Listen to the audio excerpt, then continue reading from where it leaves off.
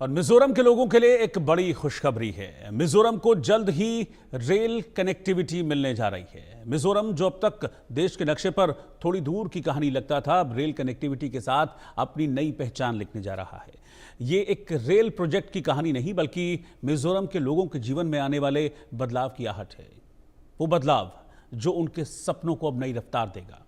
भारत का north east, जो लंबे समय से देश के बाकी हिस्सों से थोड़ा दूर दूर सा महसूस करता था, अब पटरी पर तेजी से जुड़ रहा है। असम, त्रिपुरा और अरुणाचल के बाद अब मिजोरम की राजधानी आइजॉल भी जल्द ही रेल नेटवर्क से जुड़ने वाली है। रेलवे ने मिजोरम में बैर ईबी से सायरंग तक करीब 51 किलोमीटर लंबी रेल लाइन बिछा दी है। ये काम आसान नहीं था।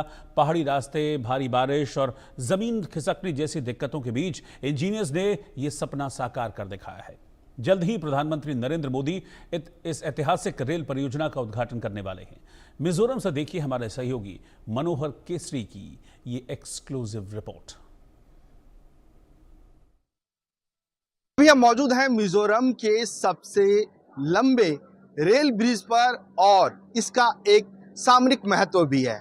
अगर चीन भारत को आंख दिखाना चाहता है तो ड्रैगन की चाल नाकाम कर देगा भारत, क्योंकि भारत अब मिजोरम से होते हुए बांग्लादेश और म्यांमार के बॉर्डर तक इससे पहुंच सकता है, क्योंकि मिजोरम एक ऐसा राज्य है जो बांग्लादेश और म्यांमार की सीमा से सटा हुआ है और 3 भारत के राज्यों से जुड़ा हुआ है। तो भौगोलिक स्थिति, राजनीतिक स्थिति को देखते हुए भारत सरकार ने यहाँ पर रेल लाइन जो 51 किलोमीटर के बन करके तैयार हो चुका है, उसे हरी झंडी दिखाने जा रहा है। तो ऐसे में चीन के चाल को नाकाम करने के लिए यहां से सेना के साजो सामान जो है बांग्लादेश बॉर्डर और म्यांमार बॉर्डर तक पहुंचाया जा सकता है। चलिए हम आपको और बताते हैं कि आखिरकार ये सामरिक दृष्टि से और किस तरह से महत्वपूर्ण है। अब हम पहुंच चुके हैं मोलखांग रेलवे स्टेशन पर और ये रेलवे स्टेशन मिजोरम का नया रेलवे स्टेशन है। काफ़ी खूबसूरत बनाया गया है और पहाड़ियों के बीच ये रेलवे स्टेशन बन करके तैयार हो गया है, क्योंकि यहाँ की भौगोलिक स्थिति बहुत चुनौतीपूर्ण है और कहा जाता है कि ये समुद्र तल से यहाँ की पहाड़ियाँ 3700 फीट की ऊंचाई पर करीब है। तो ऐसे में ये ऊंचाई पर बना हुआ रेलवे स्टेशन है और यहाँ पर सोलर पैनल का भी इस्तेमाल किया गया है। आप देख सकते हैं यहाँ पर कल्चर का भी ख्याल रखा गया है। जो सुरंग हमने दिखाया उसके सामने तमाम यहाँ की जो एक्टिविटीज़ है, जो यहाँ के ट्राइबल्स इस्तेमाल करते हैं, उन सबको भी बखूबी उकेरा गया है। तो ऐसी स्थिति में भौगोलिक के साथ साथ सांस्कृतिक महत्व को भी इन तमाम रेलवे स्टेशनों पर, तमाम सुरंगों पर दर्शाया गया है। तो जब आप इस रूट पर चलेंगे तो आपको एक अलग एहसास होगा, यहाँ के लोगों के बारे में जानकारी मिलेगी और साथ ही साथ यहाँ के लोगों की जो थोड़ी बहुत नाराज़गी है कि हमारा कल्चर बाहरी लोगों को आने से नुकसान होगा, उसको दिक्कत होगी और साथ ही साथ जो है सो लोगों की परेशानियां बढ़ जाएगी, उनके अधिकार भी छीन सकते हैं। तो इन तमाम मिथक को रेलवे ने दूर किया है और कहा है कि इससे रोज़गार की भी बढ़ोतरी होगी। संस्कृति का पूरा ध्यान रखा गया है। इको फ्रेंडली रेलवे स्टेशनों को बनाया गया है। मनोहर केसरी, इंडिया न्यूज़, मोलखांग, मिजोरम। मौजूद हैं मिजोरम के सायरंग इलाके में और हमारे पीछे आप देख सकते हैं ये देश का दूसरा सबसे लंबा पियर वाला ब्रिज बनकर के तैयार है। ये रेलवे ब्रिज है और इसकी कई खास बात है। ग्राउंड जीरो से हम आपको दिखा रहे हैं, क्योंकि ये इलाका जो है काफ़ी ज़्यादा पहाड़ियों से घिरा हुआ है। सिस्मिक जोन 5 के तहत आता है। मतलब आप समझ सकते हैं, अगर 5 से लेकर के 9 रिएक्टर स्केल पर तीव्रता वाला भूकंप आता है तो क्या स्थिति हो सकती है। तो ऐसी स्थिति में रेलवे के इंजीनियर ने तमाम चुनौतियों को पार करते हुए इसे मिजोरम का आन बान शान बना दिया है और अब आसानी से आप मिजोरम आ सकते हैं। जल्द ही इसका इनॉग्रेशन भी होने वाला है, क्योंकि सायरंग से बैरवी और बैरवी से सायरंग रेल चलेगी और 110 किलोमीटर प्रति घंटे की रफ्तार से चलेगी। इस ब्रिज के बारे में हमारे साथ बातचीत करने के लिए इस प्रोजेक्ट के चीफ इंजीनियर विनोद कुमार जुड़ चुके हैं। इनसे हम बात करेंगे। Sir, India news, news x में आपका स्वागत है। धन्यवाद। जैसा कि मैं देख रहा हूँ, हसीन वादियाँ हैं, और हसीन वादियों के बीच पहाड़ों को चीरते हुए आपने इस ब्रिज को बनाया है। किस तरह से आप लोग देख रहे हैं इसे? ये जो ब्रिज है, ब्रिज नंबर 144, ये हमारे प्रोजेक्ट का सबसे हाईएस्ट ब्रिज है और ये नॉर्थ ईस्ट में सेकंड हाईएस्ट ब्रिज है। इस ब्रिज की कुल हाइट जो बनती है वो 114 मीटर है। पायर की हाइट 101 मीटर है और 13 मीटर का नीचे एडिशनल स्ट्रक्चर बना हुआ है, जिससे कि इसकी टोटल हाइट 114 मीटर हो जाती है।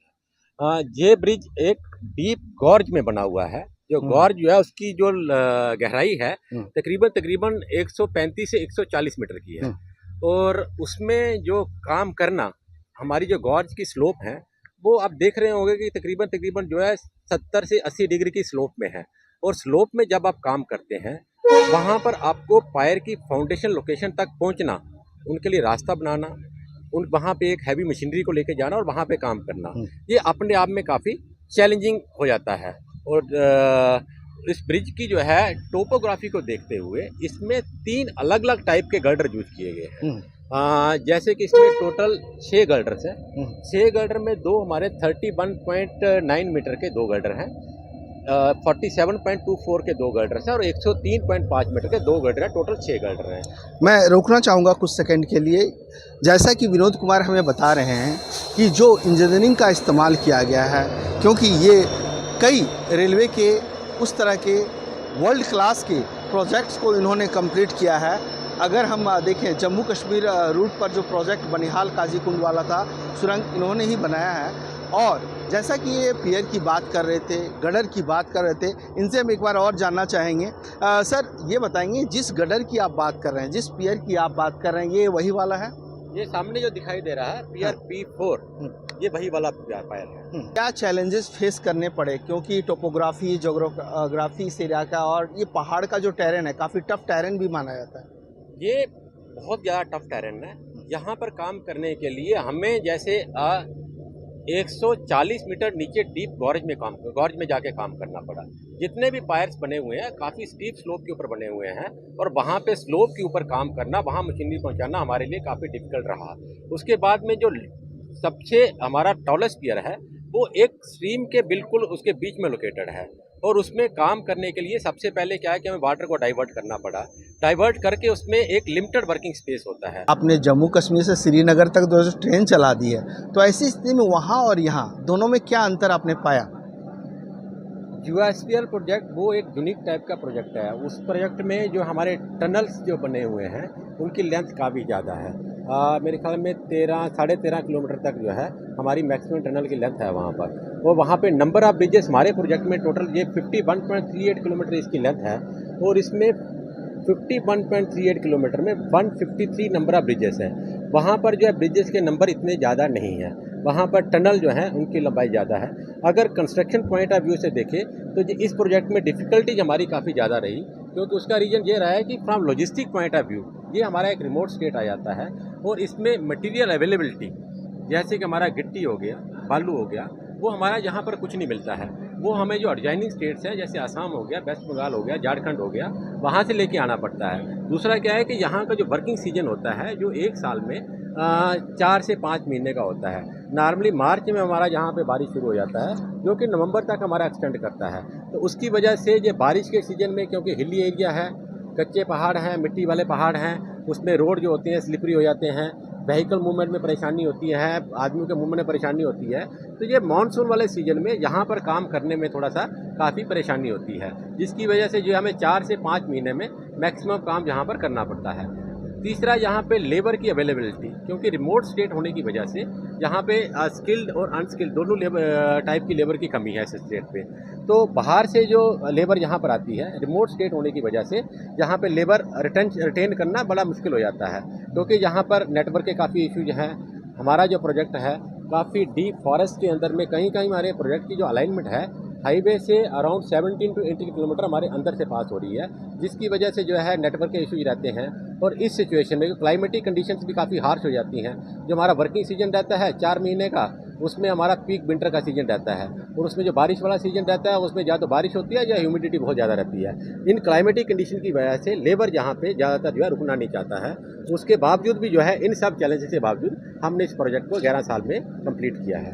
अब बिल्कुल 11 साल 2014 नवंबर महीने में प्रधानमंत्री ने इस रूट की आधारशिला रखी थी और अब 11 साल में जब प्रधानमंत्री का 11 साल पूरा हो चुका है, उनकी सरकार का भी और उनकी, तो ऐसे में ये प्रोजेक्ट भी अब बन करके तैयार हो गया है और बस अब इंतज़ार है हरी झंडी का। मनोहर केसरी, इंडिया न्यूज़, मिजोरम। हमारे पीछे जो देख रहे हैं ये मिजोरम का मोलखांग इलाके का टनल नंबर 36 है, जो रेलवे टनल है। 335 मीटर लंबी सुरंग है और इस बारे में हमारे साथ बातचीत करने के लिए NFR के CPRO के शर्मा है। सर, जैसा कि मैं देख रहा हूं कि सुरंग के बाहरी दीवार पर यहाँ पे संस्कृति को उकेरा गया है। लोग यहाँ हथियार लेकर के हैं, लोग यहाँ के जो ट्रेडिशनल जो हथियार है वो भी हाथ में लेकर के खड़े हैं। तो लोगों को एक बताने की कोशिश है, जो रेल यात्री यहाँ से जाएंगे वो देखेंगे कि यहाँ की संस्कृति क्या है। यही मकसद है जी। जो यहाँ के जो पर्यटक आएंगे यहाँ पे मिज़ोरम में, तो मिज़ोरम की जो कला संस्कृति है उसको दिखाने की हम लोगों ने कोशिश की है। और ये यहाँ के जो लोकल आर्टिस्ट है उन लोगों ने इसका पूरा पेंटिंग बनाया है और यहाँ की जो संस्कृति है उसको यहाँ पे दिखाने की कोशिश की गई है। तो ऐसे कई सारे टनल्स में हम लोगों ने इस प्रकार की अलग अलग एस्पेक्ट जो इनकी ज़िंदगी के हैं वो दिखाए गए हैं। कहीं कहीं पे गाँव की ज़िंदगी, खेती बाड़ी की क्या है और उनकी ड्रेस किस प्रकार के हैं, तो ऐसे अलग अलग चीज़ों को दिखाया गया है। इसके अलावा अगर हम इस सुरंग में किस तरह की तकनीक का इस्तेमाल किया गया है बनाने में, किस तरह के चैलेंजेस फेस करना पड़ा है, ये थोड़े हमारे व्यूअर्स को बता दें। जी, इसमें हम अगर एक चीज़ देखें तो आप यहाँ पे देख सकते हो कि ये पूरी की तरह बैलास्टलेस टनल है, कि ताकि यहाँ पे कोई भी, जैसे यहाँ पे हम गिट्टी देख रहे हैं, यहाँ पे कोई नहीं है, ये पूरा का पूरा बैलास्टलेस ट्रैक है। और ये बैलास्टलेस होने की वजह से इसका मेंटेनेंस बहुत सुगम हो जाता है, क्योंकि टनल के अंदर मेंटेनेंस का हमेशा से एक चैलेंज रहता है कि किस प्रकार इसको मेंटेन किया जाए। और ये जो हम देख रहे हैं ये पूरा का पूरा टनल में ये बैलास्टलेस ट्रैक है, जिससे कि ये मेंटेनेंस बहुत ईजी हो जाता है। साथ ही साथ इसमें ड्रेनेज के लिए भी जो ड्रेन्स बनाए गए हैं और जो वाटर का फ्लो के लिए ये हम देख सकते हैं कि साइड में जो ड्रेन्स हैं, और इन ड्रेन्स की वजह से हम पानी का यहाँ पे बिल्डअप नहीं होगा, तो उस चीज़ को भी ध्यान में रखा गया है। और बाकी जो ये जो टनल के फेस वगैरह बनाए गए हैं, जो अत्याधुनिक टनलिंग टेक्नोलॉजी है उसको यूज़ करते हुए सारा काम किया गया है। इसमें मैं देख रहा हूँ सुरक्षा का भी पूरा ध्यान रखा गया है। सेफ्टी के साथ साथ कई जगह CCTV कैमरेज भी लगाए गए हैं। जी, अभी ये रेलवे का एक पहल है कि CCTV कैमरास हम ज़्यादा से ज़्यादा जगहों पे लगा रहे हैं, चाहे वो हमारे लेवल क्रॉसिंग गेट्स हो, चाहे रेलवे स्टेशंस हो, और ऐसे जो क्रिटिकल इंफ्रास्ट्रक्चर है, टनल्स है, मेजर ब्रिजेस है, वहाँ भी इसको लगाने की कोशिश की गई है।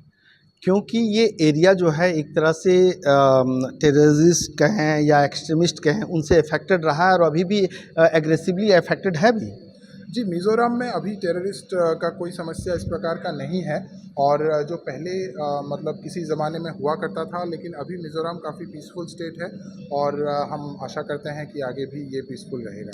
लेकिन सिक्योरिटी का इंतज़ाम पूरा है। हाँ जी, सिक्योरिटी का पूरा इंतज़ाम हम कर रहे हैं, और क्योंकि ये बॉर्डर स्टेट है और यहाँ पे क्रिटिकल इंफ्रास्ट्रक्चर है, तो इसका जो सिक्योरिटी है उसको सेफगार्ड करने के लिए यहाँ पे हमारे परमानेंट फोर्सेस नियुक्त किए गए हैं, जो हमारे RPSF बोलते हैं, रेलवे प्रोटेक्शन सिक्योरिटी फोर्स, वो यहाँ पे तैनात है। धन्यवाद। तो के शर्मा हमें बता रहे थे कि न सिर्फ पैसेंजर की सेफ्टी का ध्यान रखा गया है, बल्कि खास करके उन लोगों के लिए सेफ्टी और सिक्योरिटी दोनों को ध्यान में रखते हुए इसे बनाया गया है। अत्याधुनिक टेक्निक का इस्तेमाल किया गया है।